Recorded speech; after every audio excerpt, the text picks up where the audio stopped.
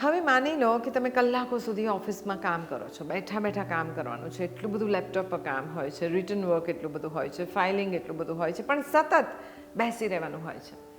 મારી પાસે એટલા બધા આઈટી પ્રોફેશનલ્સ આવતા હોય છે અને સતત જે લોકોને બેઠા બેઠા કામ કરવાનું હોય છે એમને 2-3 પ્રોબ્લેમ થાય. એક તો શું થાય કે સર્વાઇકલનો દુખાવો થાય, અપર બેકનો દુખાવો થાય, અને ત્રીજો ડાયજેશનનો પ્રોબ્લેમ થાય, પાચન તંત્ર નબળું પડી જાય, કારણ કે કોઈ મૂવમેન્ટ જ નથી. તો ચલો આજે 2-3 વસ્તુ તમને એવી બતાવી દઉં કે ખુરશી પર બેઠા બેઠા, તમારા ટેબલ ખુરશી પર બેઠા બેઠા તમે શું કરી શકો. તો ધારો કે તમે લેપટોપ ઉપર સતત કામ કરો છો અથવા તમે લખો છો સતત, તો થોડીક વાર થાય ને, થોડીક વાર ઇન ધ સેન્સ કે 1-1.5 કલાક થાય, લોક યોર ફિંગર્સ, અને પછી બંને હાથ ઉપર આમ ખેંચવાના, આમ આગળ હાથ નહીં રાખવાના, આ હાથને બને એટલા પાછળ રાખવાના, થોડીક વાર રાખવાના. બહુ સારું લાગશે. શરૂઆતમાં તમને થોડી તકલીફ પડશે, સ્ટ્રેચિંગ વધારે આવશે અને તમારે સ્ટીફનેસ હશે તો બિલકુલ તમે સીધા નહીં કરી શકો, પણ કીપ ટ્રાઈંગ. બહુ ફાયદા છે આના.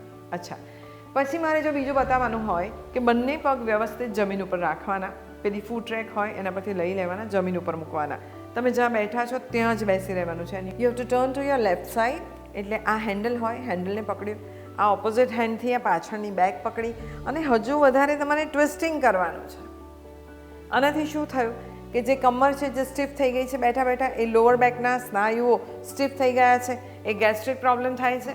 તો બહુ જ સરસ રીતે ટટ્ટાર રહેવાનું, આવી રીતે ખૂંધા નહીં રહેવાનું, એકદમ ટટ્ટાર રહેવાનું અને ટ્વિસ્ટ કરવાનું. ઇન્હેલ અને exhale 5 times, deep breathing, and then turn to your right. બસ આ તમારે કરવાનું છે. 5 વાર આ બાજુ શ્વાસ લેવાના, 5 વાર આ બાજુ શ્વાસ લેવાના. આટલું તો થઈ જ શકે. ઓકે, હવે ત્રીજું બહુ ઇઝી છે, તમને બહુ ગમશે આ આસન. શું કરવાનું? થોડાક આગળ બેસવાનું. આગળ બેઠા પછી ટેકો દઈ દેવાનો. ટેકો દીધા પછી આમ પાછળ જવાનું, બને એટલા પાછળ જવાનું.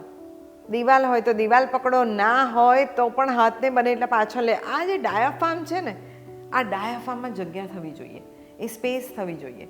અને at that time when you are breathing, તમે જે ઊંડો શ્વાસ લો છો એ ત્યાં સુધી જશે, એની નીચે નાભી સુધી જશે. એટલે તમારો ગેસ્ટ્રિક પ્રોબ્લેમ ઓછો થશે. જે ઓડકાર આવતા હોય છે અથવા બેચેની થતી હોય છે, સતત બેસી રહેવાથી મજા નથી આવતી, મન બગડતું હોય છે, આ બધું દૂર થઈ જશે. અને હજુ વધારે તમારે આસનો જોવા હોય તો એસજીવીપીના યોગ ડિપાર્ટમેન્ટની યુટ્યુબ ચેનલ તમે ફોલો કરો, તો ત્યાં તમને ઘણા ખુરશીના બીજા આસનો જોવા મળશે જે ઓફિસમાં રહીને તમે કરી શકો અને સ્વસ્થ રહી શકો.